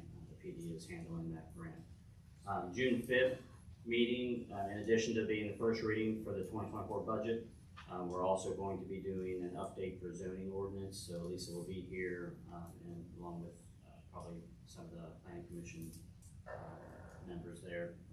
We're also looking for some July dates with the school to work in a joint council and school board meeting just to go over future projects and just to cover kind of city and school. When was that? I don't have a date yet. I'm working with Brian here to get that in. Pending anyone's questions, that's all I have. You just said the June 5th is some of planning commission, but not all, so I thought it was a joint. Okay. Yeah, They said some, so yeah, I'm sorry, it was like, I thought that was the whole point mostly the point of that meeting was the comment of this too. I would like to add that I would love for the school to come forward in that meeting too as well. I guess we can wait for the next joint one, it's not gonna be too far away, but we keep talking about density and population. I think we really need to hear from the school system and the school board and find out what our schools can handle. I've talked to some people in some schools and got some numbers, and it's pretty alarming on how full we are. I am worried that if the farther down the road we get with this planning and zoning, that we will allow for our schools to be overrun. So I'm asking. Brian and I talk about that all the time, and okay. He's not concerned, but that's something we can add to the July meeting. The July meeting when we do the company, okay. Okay, thank you. We have no old business, no new business. Finance Committee report on disbursements. Report of disbursements, April 14th through May 11th, 2023. General Fund, $271,069.23. Public Works paid out fund, $35,997.30. CDD revitalization, $97,673.96. Waste fees, $102,101.61. Police and Fire Pension Fund, $1,563.07. Total, $508,405.17. We, the undersigned members of the Finance Committee, recommend that warrants numbered 12833 through 12975 be approved and the treasurer be authorized to issue checks for their payment. Mr. Pendry, chairperson, Mr. Beazle, member, Mr. Strange, member. Entertain a motion. Move to approve. Is there a second? Second. Roll call vote, please. Ms. McIntosh? Mr. Pendry? Aye. Mr. Ellison? Mr. Beazle? Aye. Mr. Blau? Aye. Mr. Strange? Okay, we're down to ordinances, resolutions, and orders. Ordinance 09-2023. That is an ordinance providing for and ordering the street improvement of Bernie Lane from its intersection with Summit Avenue to its intersection with Edgewood Drive, Chalfont Place from its intersection with Southport Thomas Avenue to its intersection with Chalfont Place to its terminus, Kyles Lane from its intersection with Newman Avenue to its intersection with the city's corporate boundary, the city of Newport, Miami Parkway from its intersection with Riverside Parkway to its terminus, Tremont Avenue from its intersection with Southport Thomas Avenue to its intersection with South Grand Avenue, and Waterworks Road from its intersection with Memorial Parkway to its intersection with Fort Thomas Avenue, all in the city of Fort Thomas, Campbell County, Kentucky, and all in accordance with the plans and specifications thereof as submitted by the city engineer and as approved by the Board of Council of the city of Fort Thomas, and further providing that the actual cost of the construction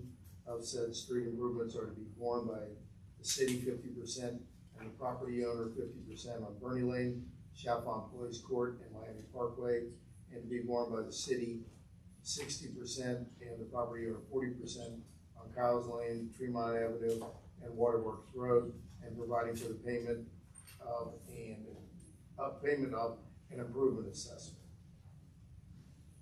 All right. Get a motion for that. Second reading. Move to approve. Is there a second? Roll call vote, please. Mrs. McIntosh? Mr. Pendry? Aye. Mr. Ellison? Mr. Beazle? Aye. Mr. Blau? Aye. Mr. Strange? Ordinance 010-2023. This is an ordinance amending chapter 36, sections 36.010 through 36.015 of the Fort Thomas Code of Ordinances pertaining to the Design Review Board. Were we gonna discuss this at all? Sure. This is the first reading. This is the different from the one that was, we had a first reading with the first. Yeah, I'd like to propose pausing any further discussion on the details of the amendment to the Design Review Board, given that there's some discussion and consideration being given to changes of the, we call it the scope of the Design Review Board, and we're as council discussing changes to the Design Review Board. So until we can come together and understand more fully what those changes are, so that the council has all of the information and we all have the same information to make an informed decision, I would suggest pausing any further detailed discussion of amending the DOB. Second. Any further discussion on that? Yeah, so your suggestion is to pause until we table until it's straightened out and then come back to this? Right.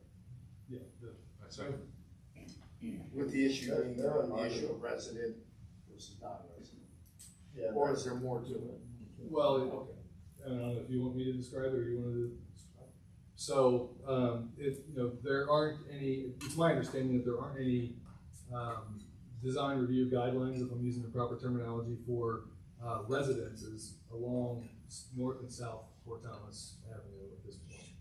And the discussion, as I understand it, or the consideration would be expanding the Design Review Board's purview outside of the business districts to then incorporate those residences just along the avenues of North and South Fort Thomas. And Tower Park. And Tower Park. And Tower Park Historical Houses. So that's in my mind, that's material, I don't have, at least I don't have full details on everything that's behind that and what's being discussed. And so, we're potentially making changes that would allow for the different composition to the design review board without fully understanding what these other changes might fully include. Thank you. So these are part of the discussions going on with planning and zoning review that you're referring to? Correct. I agree with Eric's comments, and we've talked about it over the past week.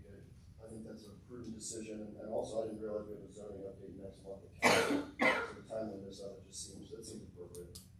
I also want to point out that in the current updated one, it says up to 2 members can be non-residents if they own or operate business within the central business district zone. So it's anybody that's in the CBD zone is the only people that can be on this that are non-resident business owners. But this also, if I'm reading it, non-resident, they own or operate, so they don't have to be 100% owner. They can be a 5% owner. They can live in a different state, and they can also be just operate. They can be a manager, if I'm wrong on how this state. So I think there just needs to be a lot more fine tuning to this than just. I mean, they should be 100% owner. Property. If I had something to say about it, you know how guys I feel about it, but I just think that more times need to be made to make sure that there aren't as many loopholes in it that it's tight. So, any other discussion? There's just one thing to point out, also within the CBD, one meeting I had with Alyssa, they're also looking at proposing, or planning and zoning is proposing, adding 4 more areas to the CBD district. So it's greatly expanding the CBD district. So this is, the design review board is all of a sudden going to be extremely powerful. I forget the gentleman's name that was speaking here, but he was right in saying that you can't just expand all of this with these people just having the power to do the certificate of appropriateness, and they're not even residents. We need to, like Eric said, we need to know what the new scope of their responsibilities are before we change anything. I think it's our job as a council also to make things simple for future council members and mayors and administrations who are part of this discussion. Because I think there's a lot of things that we didn't understand when I first started as well too, that can slip through the cracks, because I mean, it's obvious that we're reforming all our planning and zoning and all our ordinances for these boards because they haven't been updated in so long. Some of them were way out of whack, even as far as the design review board had 6 members, not 5. So we're not even following our own ordinances. So I think it's very clear that if we're going to be making these changes, we need to make sure that everybody's on the same page. And I love the training aspect of it too as well. Any other discussion? When it comes back, will it come back as the first reading? Yes. You said yes? Yes, there was no first reading. So one more comment, just to, because I know we talked about it at the previous 2 meetings, I believe, but nothing was ever said, or at least I didn't get any kind of communication. So there are, right now, there's 6 members on the design review board. No. There's only 5 Yeah, people. Who stepped down? All right, any further discussion from council? Okay, all those in favor of tabling this, say aye. Aye. Opposed? All right, thank you. And down to resolution R02/2023.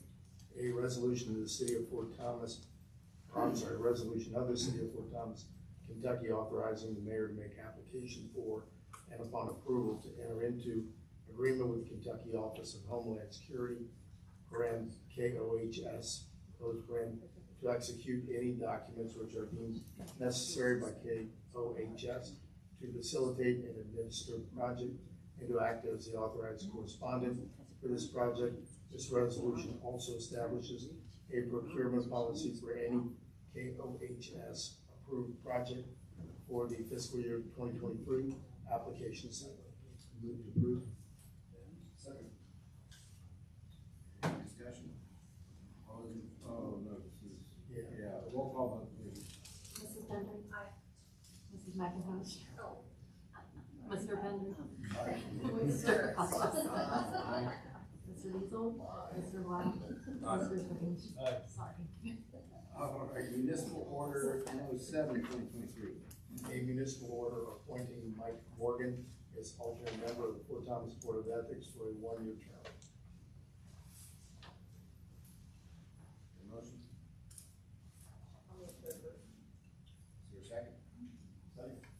All those, do I need roll call for the municipal orders? No. I'd like to discuss this before we vote then real quick. So, first of all, I think we need an explanation as to why we're having an alternative, the Board of Ethics. Oh, he sent Yeah, an the, email, sorry.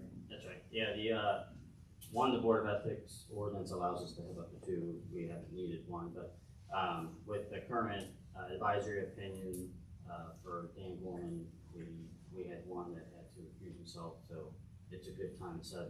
We can continue with two, but it's, with that situation, I'd prefer to have three. Okay. I just want to make it clear, and also, so who is remaining on to the Board of Ethics and that can review him right now? Corey Flyvon and Mayor Brown.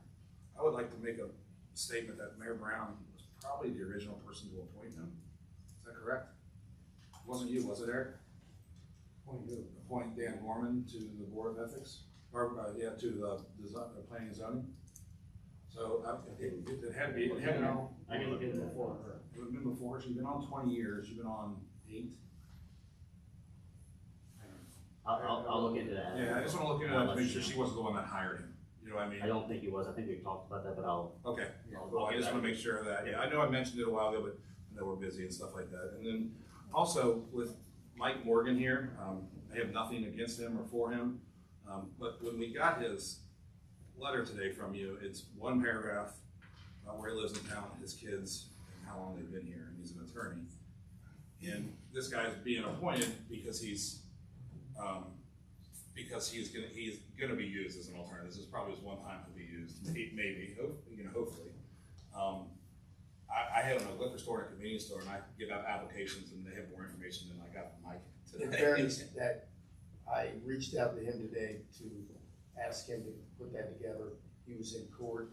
I can ask him to give you Did he apply for the job, or was he recruited? recruiting. We were looking for somebody we knew wouldn't have any contact with the individual who's the subject of the advisory opinion, someone who I thought had excellent critical thinking skills, and I think Mike fits that. How many applications did we receive? People interested in it? People aren't jumping at it. I didn't think they would. This is not an attractive I board. think we received three. And And then we talked, we talked to a handful of others. So I have I kind of have a hard time voting for somebody that, I mean, all I got was, and I, like Adam said, he actually lives up the street from me, and I talked to him, just. And I made a couple of calls. They say nice things about him. I look for. And I apologize, I generally sent it out earlier than that, so, I completely understand that we can always push that till June and add that on to the special meeting if you wanted to give us a little bit more. I would just like a little bit more information on his background. I mean, we gotta hire the guy, basically. I expected that. Can I add something that's also, I'd like to hear more about the process of how we found this guy, cause I was kind of in the same mindset of Andy, didn't really know too much about this individual, but if Tim, you vetted the guy and there was an application process, I didn't know that, so I would like to know more about that process. Okay. I didn't think you'd get. I'll find out, yeah, I'll find out the question about Dan's original appointment, and then I'll give you an update. Yeah, perfect. So Mary would also work with Dale in certain points too as well. If she was mayor or on council, even if she wasn't mayor, was she on council before she was on mayor? So she would have at some point dealt with them in as a boss. So, and as a coworker, as a council, so I just want to see how, that would seem like that would rule them out. Well, we can appoint two. Yeah. Per ordinance, so we'll look into that too. Okay. If I can just get a motion to table that till the June meeting. Is there a second? All those in favor say aye.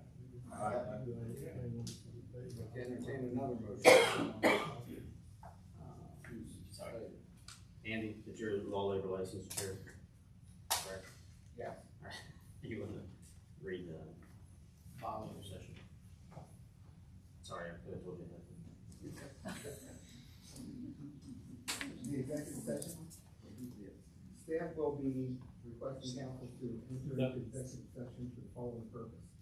In accordance with KRS section 61.81 to collective bargaining negotiations between public employers and their employees or their representatives.